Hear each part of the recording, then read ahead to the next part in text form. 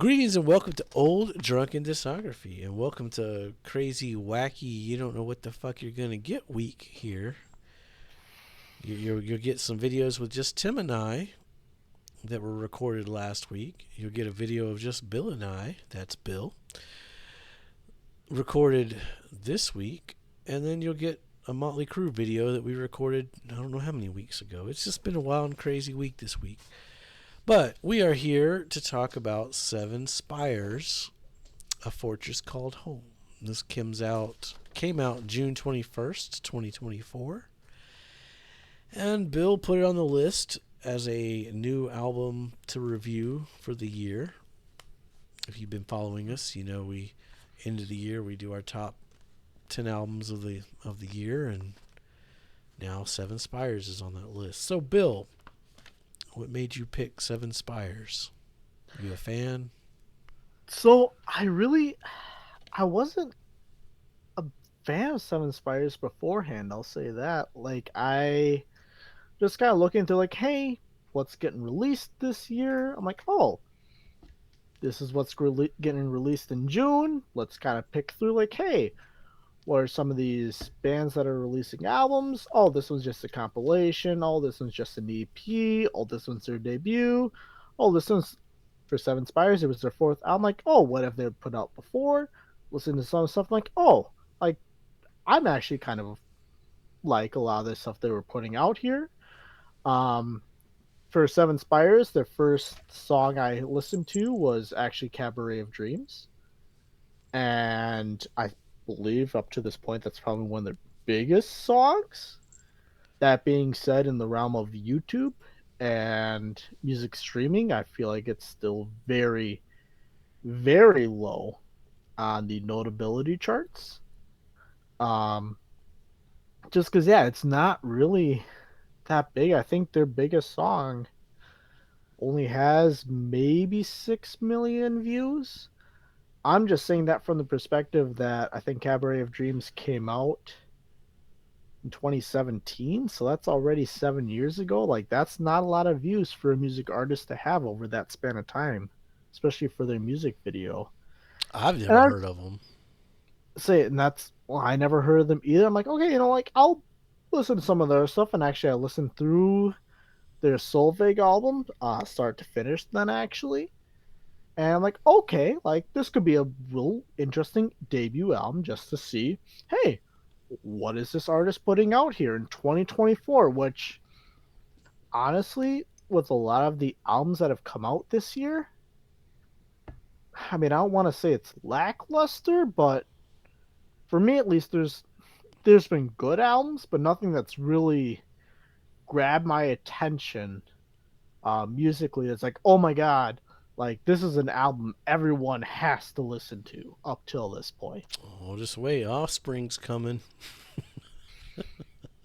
I don't want to say I'm not holding out hope here, but based on the single, go back watch our review. I'm a big Offspring fan. I'm not. I don't know if that's gonna be the big answer here in 2024. Which, I mean, we're still feeling the after effects of COVID when you really think about it. Like, bands haven't been touring as much. Yeah, there's a couple releasing albums, but getting the band together and recording and everything, it's not what it used to be here, 5, 6 years ago.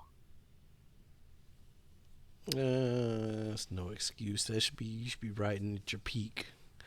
There's some great albums that came out in 2020, 2021.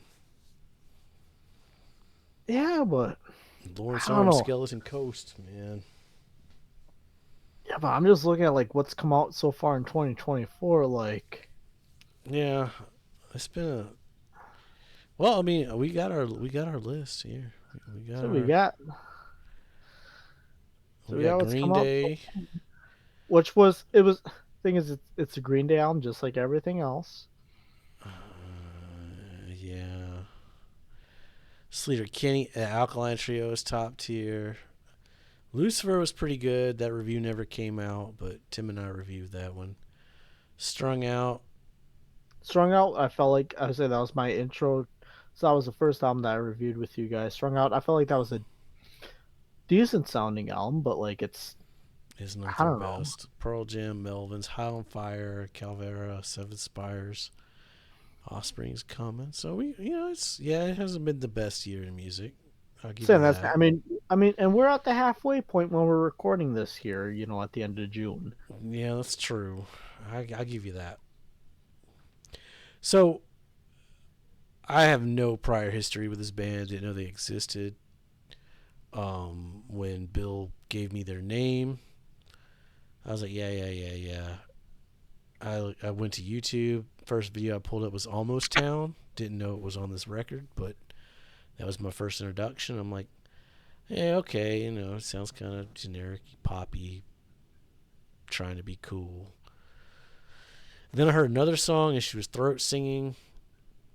And I was like, oh, it's one of these bands. Okay.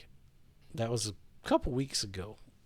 Last week, I spent some time with this record. I've listened to it twice now, which is pretty high for me considering I usually have to listen to a lot of shit for this show. But so yeah, I've listened to it twice. That was my only Seven Spires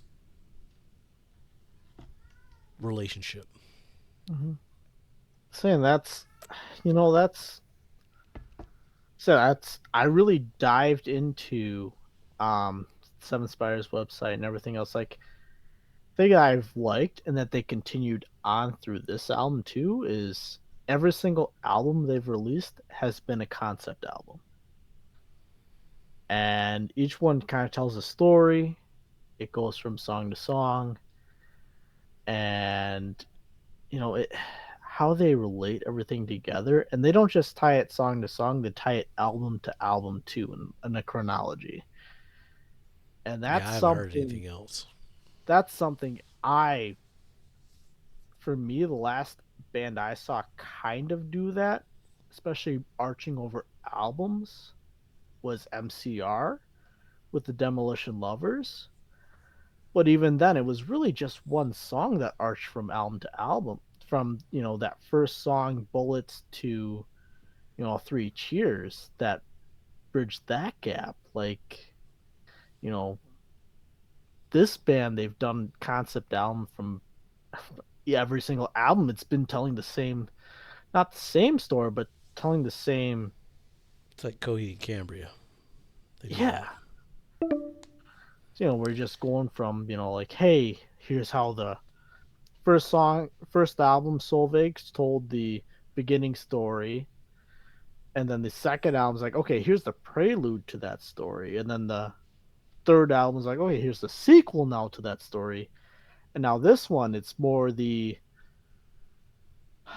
from what I've gathered, it's more the after effect slash behind the scenes of what was happening with the story here as we've been going along here. Tracking the siren and the sailor upon the sea. I have no idea what the fuck you're talking about. I haven't It's listened to all that shit. I listened to this record and I don't know what the fuck the lyrics are about, which is I usually focus on the lyrics, but yeah, I couldn't do that with this band because and that's there, understandable. there's a lot of throat singing. I don't like throat singing, Yeah. but And I'm not a fan of throat singing either, but I can appreciate that their singer Adrienne is fantastic at switching between that throat singing and melodic singing. it was definitely a journey.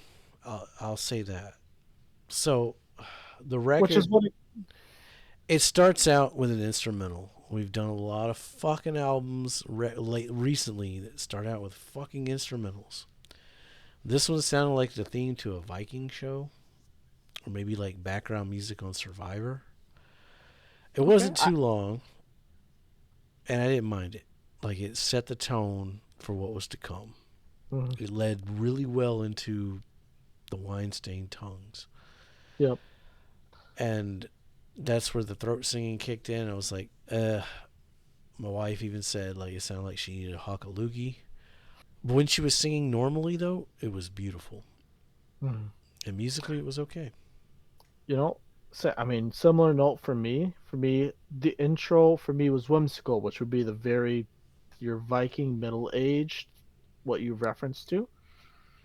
Um, it was a very, but the thing is, for me, that instrumental built right. You kind of started a little bit light, and then it got heavier. It got more instruments involved. It got louder. It was a nice crescendo up, which was for me a very pretty intro, which led fantastically, flawlessly almost, I would Yeah, say, it was pretty. It was pretty good.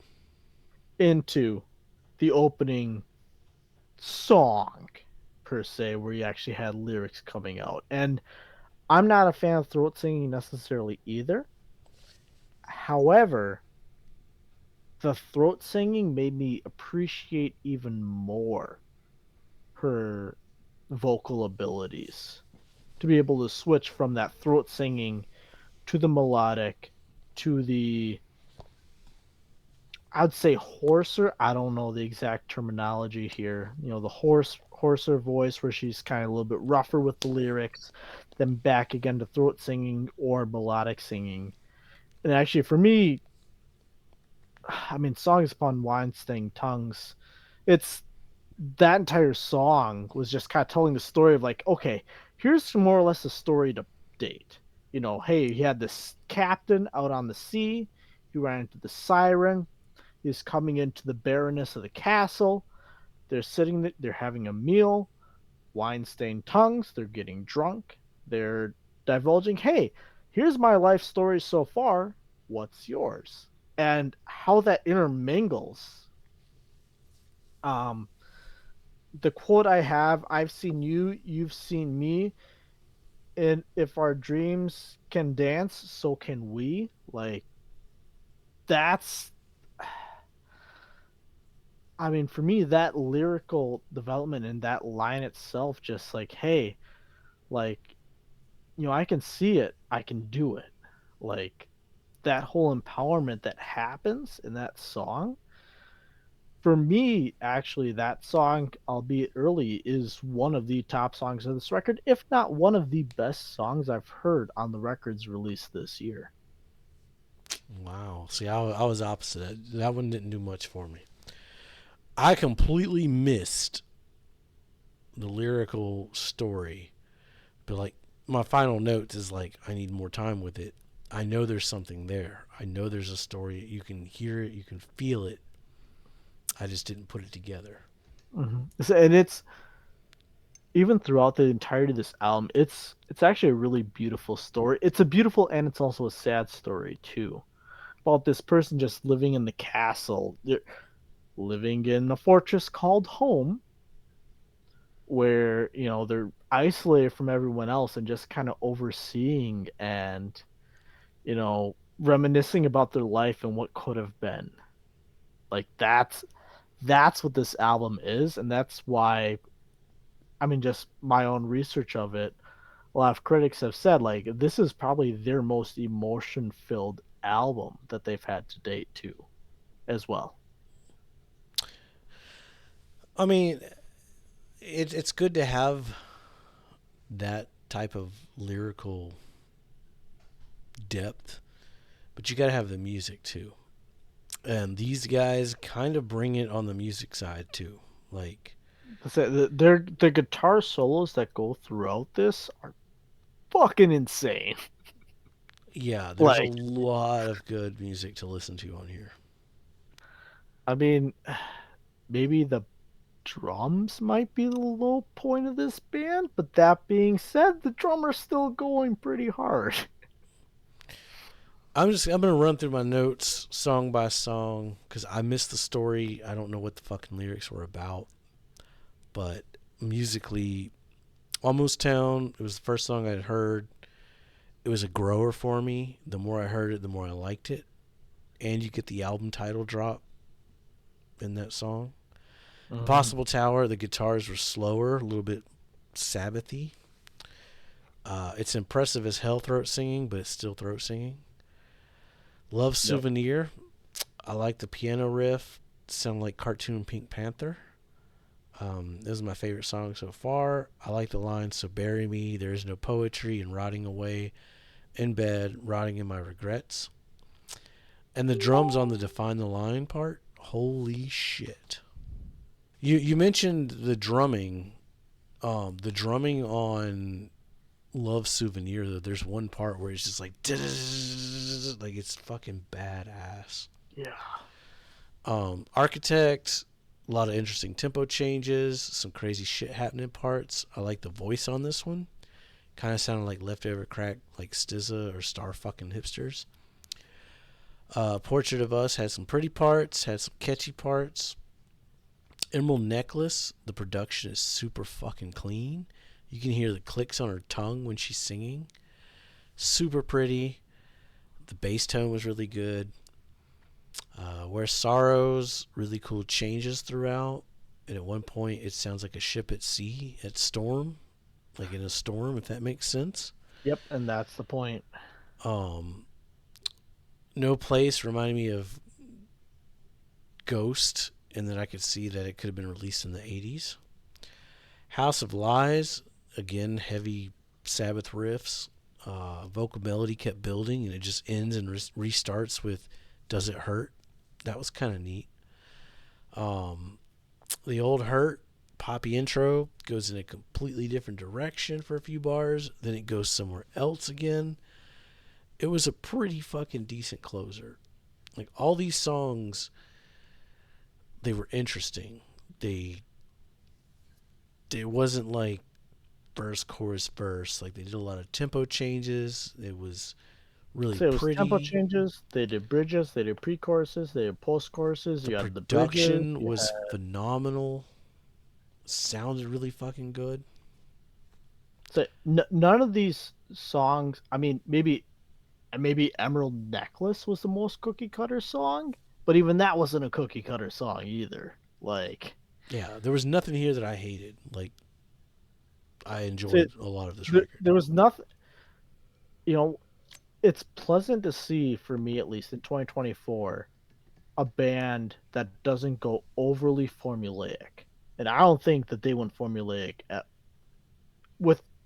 I mean, there's some formula involved, obviously, because everything's a formula. But they didn't really go super formulaic on their songs here. I'm not an expert. I don't listen to metal. I don't listen to synth metal, which I know is a thing nowadays. So I don't know how different this band is from their contemporaries. But I like this. Like I thought this was pretty fucking good. Say, I've listened to a little bit of synth metal. Tim would probably know more than I know. I'll be forthright with that. But it sounds really goddamn good. I mean, does she throat sing? Absolutely. But as I mentioned before, it makes you appreciate when she melodic sings everything else. Like the Oh throat yeah, her. singing. But the thing is, and even when the throat singing occurs, when you look at the verses or the choruses that occurs at within the storyline and the words she's singing, it makes a lot of sense because it's the harsher words, it's the downtrodden verses, it's the verses where like yeah we're hammering down you know all the shit that's happening, everything that's going negatively here. That's when I'm gonna throat sing like, and then you get either whatever the inverse of the chorus was like, yeah, just gonna melodically sing along here, and it's See, I miss all of that. Like to me, it was random. She was just like, "Rah, rah, rah," and then because I was not piecing the lyrics together. Like I want to revisit this with the lyrics and like spend time with this record. and I would strongly, similar to how you recommended when I was listening to Propaganda to listen to the lyrics with it, I would definitely grab the lyric sheet out just in tandem because production didn't necessarily help at certain points because it would make the instrumentals supersede the vocals at certain points in loudness, and that did hurt at certain points. Quality wise, I'll say, because you mentioned the production quality. Is it clean? Yes. the sound mixing though, I think could have been slightly better. Um, The just drums are because a little muffled. say drums are muffled, the guitar at times, I don't want to say overbearing because guitarist is absolutely insane from my perspective at least. He they're overshadowing the vocals at points, which there's times when the guitarist needs to be loud. Don't get me wrong. See, I thought the vocals sounded the best. I felt like they pushed her to the front in a lot. Like, They did, but there was other times where they had the vocals go to the back seat that I feel like muffled them out slightly, and I don't think that really. I think it could have. It was good, but it could have been better. I guess is how I'm phrasing it.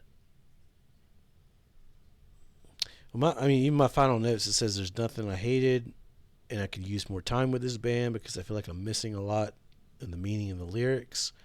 Feels like a concept record. I just need more time with it for all of it to click. Musically, I didn't mind it. Like I thought they did a lot of interesting things here musically. So, I mean, my overall note: I haven't seen this concept level since I listened to My Chemical Romance. In music, really in the modern day, because most of your albums that have come out recently has been well, you've got your singles and stuff, but it's just songs kind of meshed together. They've got like, yeah, here's my intro, yeah, here's my closer, here's some songs in the middle. Yeah, Go I mean, figure it I'm out a for sucker for yourself. concept record. I love albums that tell a story. That And that's and that's I definitely I agree because I know the first time I listened to this album, I was struggling just to understand some of the lyrics, especially the throat singing parts. Um, but if you have a chance to go back and listen to the album again with lyrics, it makes it thousand times clearer. it's definitely a band that I want to do their whole discography. So, and that's the thing is every single one of these albums, it just builds and creates a new story on each other as well. And if I I would mean, be so bold, I think I like this album better than any Ghost record. I'm not going to disagree with you on that one. Her I mean, this voice is super interesting. Like she is a goddamn brilliant vocalist. I mean, anyone who's watched this show knows I'm a sucker for a dynamic band.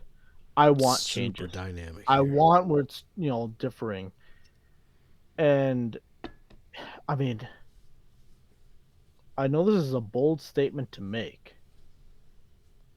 And part of me is kind of nervous to make it, but I could defend this statement, I feel like.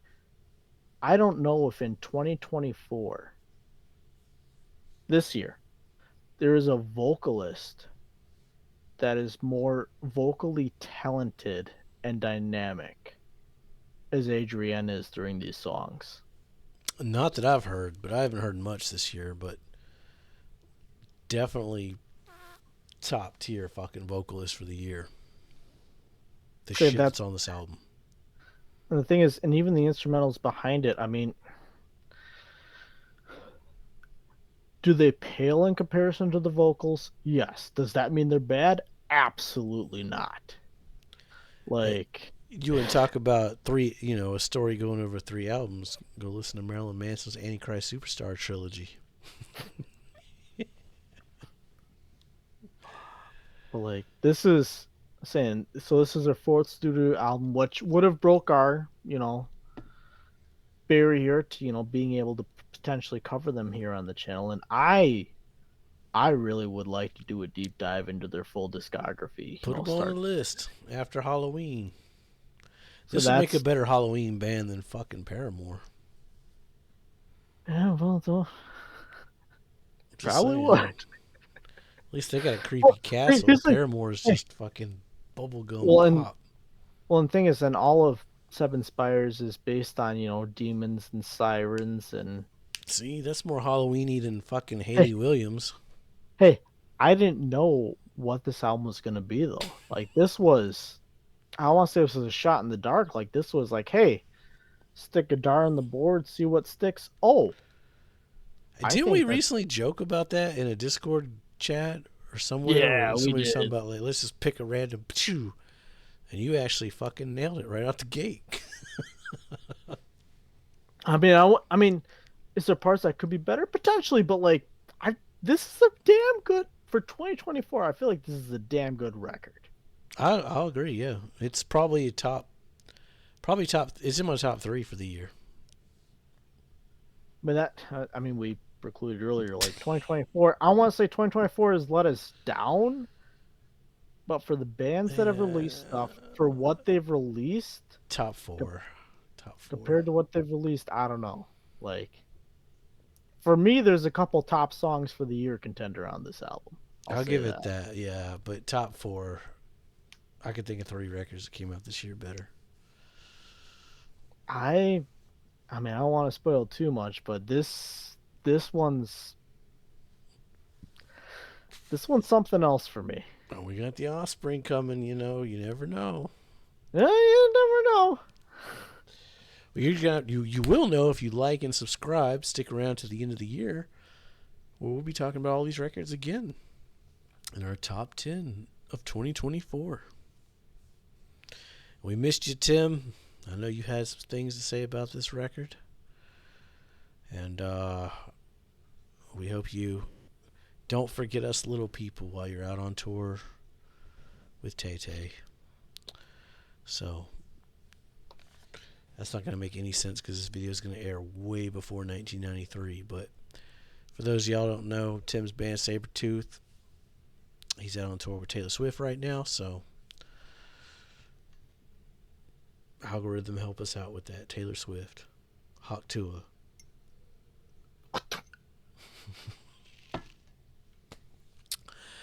Anyway, stick around. It's been a wild, crazy week here. Lots of random shit. Next week we're doing Propagandhi. So Propaganda. That should be a good one. yeah, Propagandhi, and then Ghost, which I like this That'll be better an than interesting Ghost. one. I like this better than Ghost. Yeah. Be safe. Make good decisions. Listen to this album. Yeah, listen to this album. Listen to this band. I think they're going places. I think you're right. I think they're gonna go. We're ahead of the curve here at ODD.